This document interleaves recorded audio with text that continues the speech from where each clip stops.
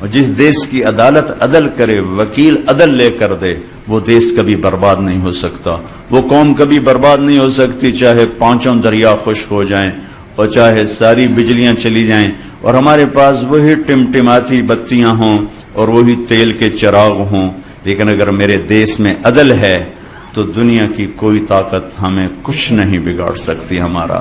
لیکن اگر ہم ظالم بن گئے تو اللہ کی ظالم سے کوئی محبت نہیں ہے، پھر ایٹمی طاقت بن کے بھی کچھ نہ ہوگا اور گھی کے چراغ جلا کے بھی کچھ نہ ہوگا اور رات کو دن بنا کے بھی کچھ نہ ہوگا، کہ ظالم کے ساتھ اللہ کی کبھی مدد نہیں آتی اور مظلوم سے اللہ کبھی پیچھے نہیں ہٹتا، مظلوم چاہے کافر اور دہریہ کیوں نہ ہو، مظلوم ایک برادری ہے، اس میں مذہب کا کوئی ٹھپا نہیں، مظلوم ہونا شرط ہے، اللہ اس کے ساتھ ہے، اور ظالم بھی ایک برادری ہے، اس کے لیے ایمان اور کفر شرط نہیں ہے، پھر اللہ کی تباہی کے نظام چلتے ہیں اور اللہ کے غیظ و غضب کے رندے پھر جاتے ہیں۔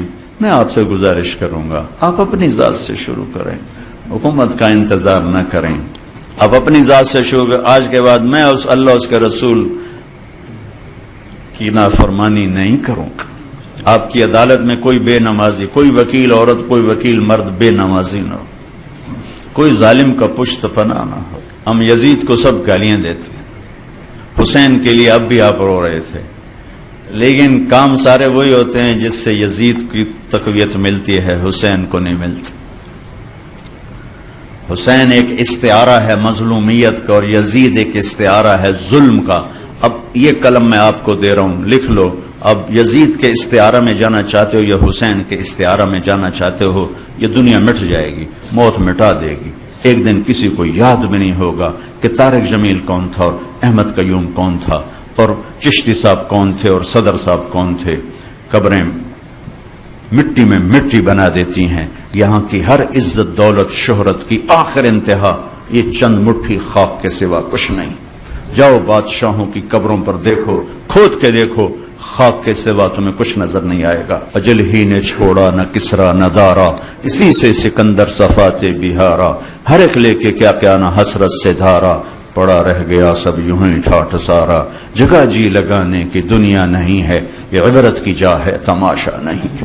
اب ہم سب مل کر توبہ کریں اور اپنی ذات سے شروع کریں کہ ہم سچائی کے ساتھی بنیں گے، نماز نہیں چھوڑیں گے، کسی کا حق نہیں ماریں گے، بچوں کو حلال کھلائیں گے، حرام کا لقمہ کبھی سرسبز نہیں ہوتا اور حلال کے لقمے پر کبھی خزاں نہیں آتی، ظلم کے پیسے پہ کبھی بہار نہیں آتی اور حلال پیسے پر کبھی خزاں نہیں آتی۔ ظالم کے لیے اللہ کی کسی قسم کی کوئی ہمدردی نہیں اور مظلوم کے لیے ساتوں آسمان کے دروازے کھلے ہوئے۔ جو اپنے بچوں کو حلال کھلائے گا اس کے بچے نہال رہیں گے، آباد رہیں گے، خوشحال رہیں گے۔ جو اوروں کے منہ سے نوالا کھینچ کے کھلائے گا وہ خود بھی تڑپے گا اور اس کی نسلیں بھی تڑپ۔ تو میں آپ سب بھائی بہنوں سے گزارش کرتا ہوں کہ نئی زندگی شروع کریں، پچھلی پر توبہ کر لیں۔ رمضان ہے اور مغفرت کا مہینہ چل رہا ہے، مغفرت کا مہینہ چل رہا ہے، اور رمضان کا مطلب ہے جل جانا۔ رمضان جل جانا، یہ کیا مطلب ہے جل جانا؟ اس میں کیا جلتا ہے جو اس کا نام رمضان اللہ نے رکھا ہے؟ رمضان جل جانا، اس میں روزہ رکھنے کی وجہ سے جو ایک بھوک اور پیاس کی حرارت پیدا ہوتی ہے اس میں پچھلے گناہ اللہ جلاتا جاتا ہے، جلاتا جاتا ہے، جلاتا جاتا ہے، یہاں تک کہ آخری روزے سب گناہ جلا کے آپ کو پاک صاف کر دیتا ہے، بچے کی طرح بنا دیتا ہے۔ جیسے ماں کے پیٹ سے نکلا بچہ ایسے بچے کی طرح بنا دیتا ہے، پچھلے سب معاف کر دیتا ہے۔ رات کو تراویح رکھی، اس کی تھوڑی قیمت بتا دوں تاکہ آپ پیچھے غفلت ہے تو اب نہ ہو۔ تراویح کے ہر سجدے پہ 1500 نیکی لکھی جاتی، اب 1 گھنٹے میں 60,000 نیکیاں بنا سکتے، اور تراویح کے ہر سجدے پر جنت میں سرخ یاقوت کا ایک گھر تیار کیا جاتا ہے جس کے 60,000 سونے چاندی کے دروازے ہوتے ہیں۔ اب ہر رات میں 40 گھر بنا سکتے ہیں۔ تراویح کے ہر سجدے پر جنت میں ایک درخت لگتا ہے جس کے نیچے 100 سال عربی گھوڑا دوڑ سکتا ہے۔ یہ رمضان کی خوبصورت راتوں کی محنت کا صلہ ہے، اور اس میں ایک رات 21، 23، 25، 27، 29 میں آنے والی ہے شب قدر۔ میرا ملک بھی 27 کو بنا تھا، اتفاق نہیں انتخاب تھا، 13 اگست کو کیوں نہیں ہو گیا؟ 15 اگست کو کیوں نہیں ہو گیا؟ 15 جولائی کو کیوں نہیں ہو گیا؟ یہ 14 اگست ہی کیوں چنا اللہ نے کہ اس دن 27 کی رات آ رہی ہے، اور یہ 27 کی رات 2 زمین کے ٹکڑے اسلام کے نام پر 14 صدی میں وجود میں آئے ہیں۔ پہلی صدی میں مدینے کی ریاست اور 14ویں صدی میں پاکستان کی ریاست۔ اور اتنا خوبصورت ٹائم کا انتخاب، کتنی ریاستیں دنیا میں بنی اور آئندہ بھی بنے گی۔ 27 رمضان شب قدر شاید کسی کو نصیب نہ ہو، یہ اتنا اور میں دعا کیا کرتا ہوں اس کا نام رکھنے والے، اللہ اس کی قبر ٹھنڈی کرے، جس نے اس کا نام پاکستان رکھا، پاک زمین، سبحان اللہ۔ ہمارے بڑوں نے کتنا خوبصورت خواب دیکھا تھا، ایک زمین آباد کریں گے جو ظلم سے پاک ہوگی، جو زنا سے پاک ہوگی، جو شراب سے پاک ہوگی، جو سود سے پاک ہوگی، جو جھوٹ سے پاک ہوگی، جو ظلم و ستم سے پاک ہوگی، جو دھوکے فریب اور فراڈ سے پاک ہوگی، جو پگڑی اچھالنے سے پاک ہوگی۔ لیکن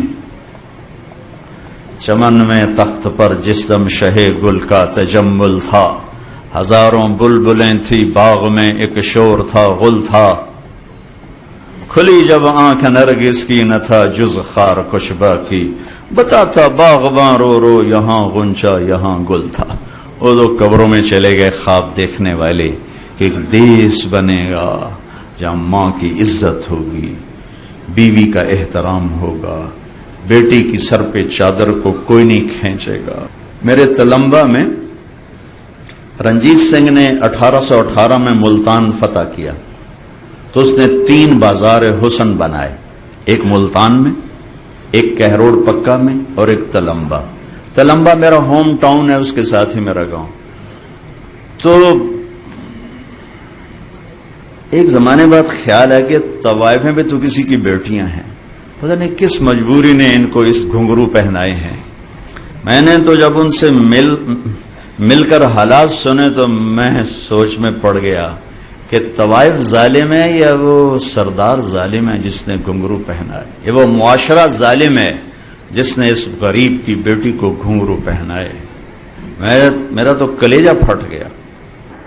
بات کی ہمارے ایک ساتھی نے کہ میری بیٹی ہو، ہم آپ پہ حضرت بی بی فاطمہ کی چادر چڑھانے آئے ہیں، کوئی تقریر ہے، ایک جملہ، ان بچیوں نے پھوٹ پھوٹ کے رونا شروع کر دیا، اوئے ہوئے ہوئے، پہاڑ پتھر پگھل رہے تھے ان کے آنسوں۔